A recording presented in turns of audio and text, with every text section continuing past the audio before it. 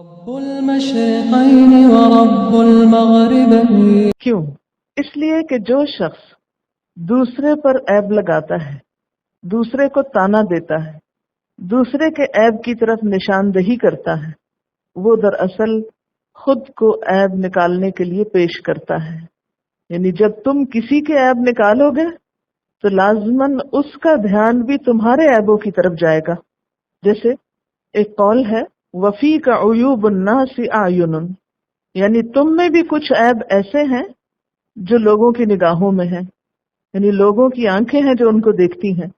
اس کو آپ تھوڑا سا امیجن کریں. عام طور پر کیا ہوتا ہے جب آپ کسی کی غلطی کو پوائنٹ آؤٹ کرتے ہیں تو اس کا فوری ریئیکشن کیا ہوتا ہے؟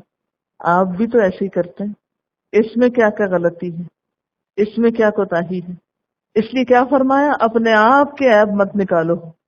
یعنی گویا ایک تو یہ ہے کہ کسی کا عیب نکالنا اپنا ہی عیب نکالنا ہے، یا کسی کا عیب نکال کر یا اس کو اچھال کر اپنے عیب کی طرف لوگوں کو متوجہ کرنا ہے، اس کی دعوت دینا ہے کہ آ بیل مجھے مار.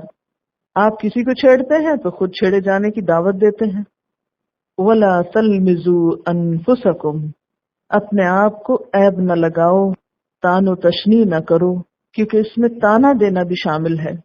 جیسے کسی پہ چوٹیں کرنا، پھپتیاں کسنا، الزام دھرنا، اعتراض جڑنا، عیب چینی کرنا، کھلم کھلا یا زیر لب یا اشاروں سے کسی کو نشانہ ملامت بنانا، یہ سب چیزیں بھی آپس کے تعلقات کو بگاڑتی ہیں.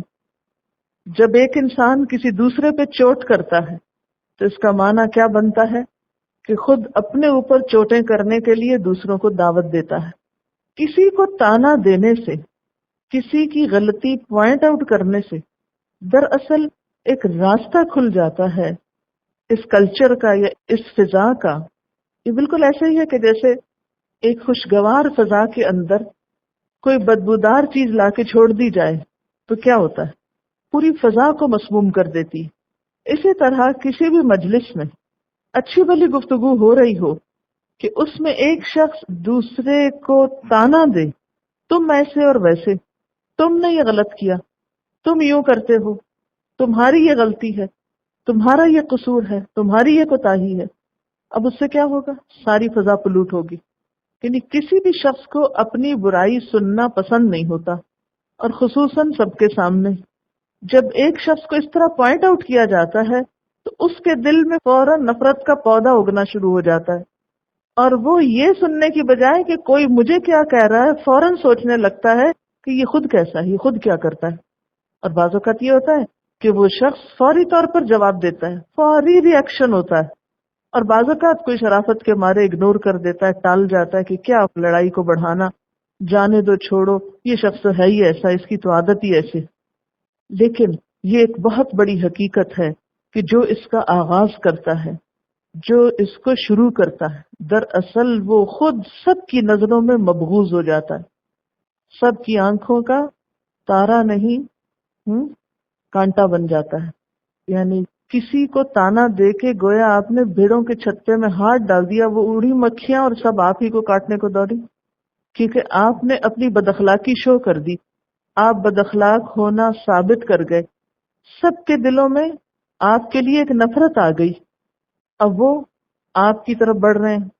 اچھا، اس کا آغاز یا اس کی ابتدا یا اس کا سبب بھی بنیادی طور پر کیا ہے؟ تکبر ہے. آپ کسی کو تانا کیوں دیتے ہیں؟ کسی کی عیب، کسی کی غلطی کیوں چنتے ہیں؟ کب ایسا ہوتا ہے؟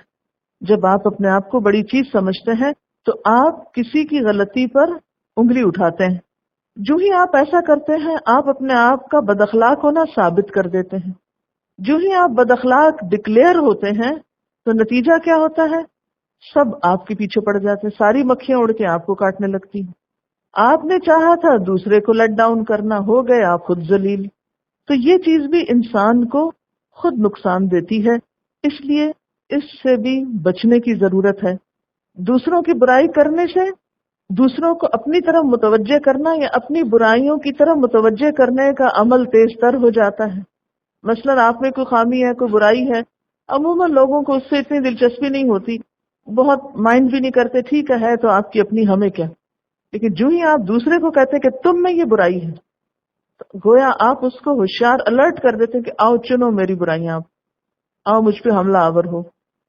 پھر وہی چیز جو مذاق اڑانے میں تھی کہ آ بیل مجھے مار. اس کا علاج کیا ہے؟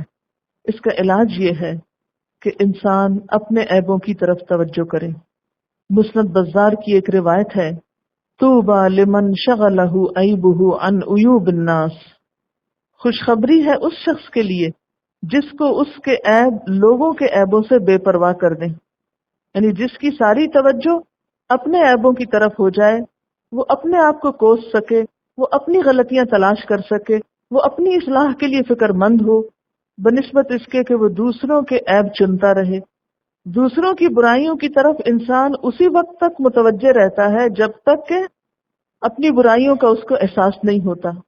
جس انسان کے اندر اپنے عیب، اپنی غلطی دیکھنے کا جتنا احساس پیدا ہو جاتا ہے، اتنا ہی وہ دوسروں کی طرف سے بے نیاز ہو جاتا ہے، کیونکہ اب اس کی مصروفیت کچھ اور ہو گئی.